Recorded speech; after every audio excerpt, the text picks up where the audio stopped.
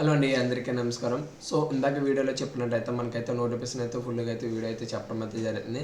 అసలు జీడిఎస్ అంటే ఏంటి అన్న దాని గురించి అయితే అసలు తెలియదు కదా.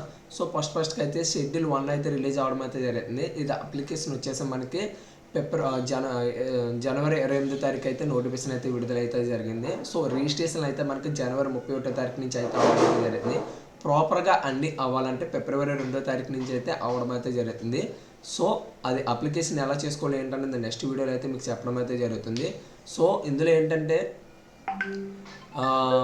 ఇందులో 3 పోస్టులు అయితే ఉండడం అయితే జరుగుతుంది. ఒకటి branch post master BPM and assistant post master ABPM అని ఉంటుంది, అండ్ డార్క్ సేవ అని చెప్పేసి. సో ఇందులో ఇండియన్ పోస్ట్ ఇప్పుడు ప్రజెంట్ ఏంటంటే సైట్ అప్డేట్ అవుతుంది కాబట్టి ఇంకా మనకైతే రిజిస్ట్రేషన్స్ అయితే అవ్వడం లేదు. మనకు అవగానే మీకైతే నేనైతే లైవ్ వీడియోలో అయితే అప్లికేషన్ ఎలా చేయాలి ఏంటనేది చెప్పడం అయితే జరుగుతుంది. సో కొంచెం అప్పటి వరకు అయితే వెయిట్ చేయండి. సో అప్లికేషన్ అయితే మనకు 31వ తారీఖు జనవరి 2026 నుంచి ఫిబ్రవరి 14వ తారీఖు అయితే 1 టైం రిజిస్ట్రేషన్ అయితే చేసుకోవడానికి అయితే ఉంది.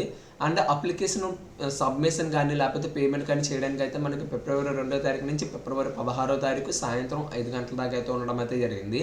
అండ్ కలెక్షన్స్ కానీ ఏమైనా అప్లికేషన్స్ రాంగ్ కానీ పేమెంట్ ఏమైనా ఉండిపోతే 18, 19 తారీఖులో 2 డేస్లో అయితే మనమైతే అప్లికేషన్స్ అయితే చేసుకోవచ్చు. సో మీరు అనుకోవచ్చు అప్లికేషన్ చేసేటప్పుడు చాలా కేర్ఫుల్గా అయితే చేయాల్సి వస్తుంది. ఎందుకంటే ఇష్టాసారంగా చేస్తే మొన్న లాస్ట్ టైం 2 టైం ఒక 5-6 సార్లు 2016 కానీ ఇప్పుడు దాకా అయితే 1 లెక్క, ఇప్పటి నుంచి అయితే వేరే లెక్కలో ఉంది. ఎందుకంటే అప్లికేషన్లో మొత్తం ప్రతిదీ కూడా చేంజ్ చేయడం అయితే జరిగింది. సో ఇందులో బీపీఎం శాలరీ వచ్చేసి మనకి 12,000 కానించి 29,380 రూపాయలు. అండ్ ఏబిపిఎం డార్క్ సేవిక్ వచ్చేసి 10,000 నుంచి 24 దాకా అయితే స్టార్టింగ్ అయితే ఉండడం అయితే జరుగుతుంది. శాలరీ ఏంటంటే మీరు అనుకోవచ్చు బీటెక్ చదివిన వాళ్ళు కానీ లేకపోతే సాఫ్ట్వేర్ జాబ్లు చేసే వాళ్ళు ఎవరైనా అనుకోవచ్చు, సార్ మాకు 24,000 వస్తుంది కదా, మేము ఇందులోకి వచ్చేస్తే వస్తుంది కదా అని.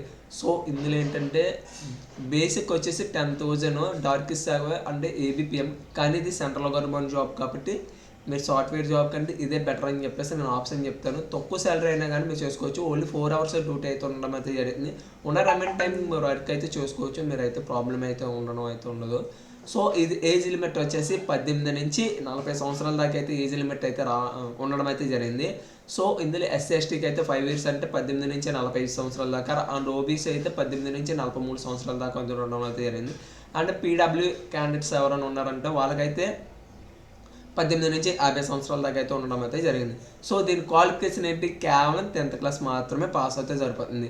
అందులో ఏంటంటే మ్యాథమెటిక్స్, ఇంగ్లీష్ సబ్జెక్ట్ అయితే కంపల్సరీగా అయితే ఉండడం అయితే ఉండాలని చెప్పేసి అయితే ఉన్నారు. And local most 10th A local subject అయితే అదే దాని పరిగణన అయితే తీసుకోవడం అయితే జరిగింది.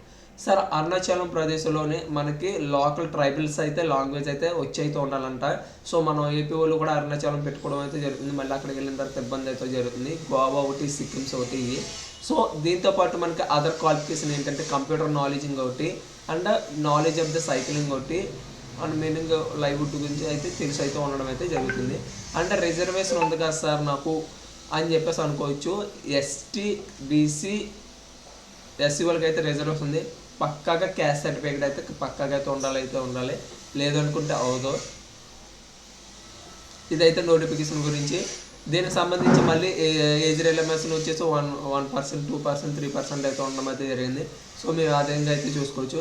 హౌ టు అప్లై అది దాని గురించి అయితే నేను లాంగ్ వీడియో అయితే అప్లై చేయడం అయితే జరిగింది. దీనికి కావాల్సిన డాక్యుమెంట్ లిస్ట్ కూడా చెప్పడం అయితే జరిగింది. దానికంటే ముందు మనకి ఏంటంటే పాయింట్లు ఎలా కౌంట్ చేస్తారని చెప్పేసి అనుకోవచ్చు. దీంట్లో ఏంటంటే ఇన్కరెక్ట్ డీటెయిల్స్ కానీ లేదంటే వేరే వాళ్ళ డీటెయిల్స్ కానీ ఏమైనా ఎంటర్ చేస్తే అవి లీగల్గా అయితే అప్లికేషన్ అయితే క్యాన్సిల్ చేసి మీ మీద అయితే కేసు కూడా పెడతామని చెప్పేసి అయితే ఇన్ కేస్ ఇప్పుడు కొత్తగా వచ్చిన నోటిఫికేషన్లో అయితే ఉండడం అయితే జరిగింది. లాస్ట్ టైం అయితే నోటిఫికేషన్లు ఇలాంటిది ఏమైతే లేవు, కొత్తగా అయితే ఇది అయితే మారింది. అంటే 10.10 వచ్చినా కానీ ఏ సబ్జెక్టే కానీ 9.5 కింద అయితే మనకైతే కన్వర్ట్ చేసుకుంటారని చెప్పేసి లాస్ట్ 2 ఇయర్స్ అప్లికేషన్స్ కూడా ఇదే జరగడం అయితే జరిగింది. మీకు ఏ సబ్జెక్ట్లో వచ్చినా కానీ 10/10 వచ్చినా 9 పాయింట్స్ వచ్చినా కానీ ఏదైనా కానీ 9.5కి అయితే మాకైతే కౌంట్ చేయడం అయితే జరుగుతుంది. సార్ నాకు 10/10 వచ్చింది, నాకు జాబ్ రాదని చెప్పి చాలామంది కామెంట్ చేస్తున్నారు కదా. సో వాళ్ళందరికైతే ఈ వీడియో చూడగానే మీకు అయితే అర్థం అవుతుంది. ప్రతి అప్లికేషన్లో కూడా 9.5కే 10/10 వచ్చినా కానీ 100కి వచ్చేసి 9.5 అయితే మాత్రమే కౌంట్ చేస్తారు. ఇది మాత్రం గుర్తుపెట్టుకోండి. 7.3 వచ్చిన వాళ్ళు, 7.5 వచ్చిన వాళ్ళు, 8.0 వచ్చిన వాళ్ళు అంటారు కదా.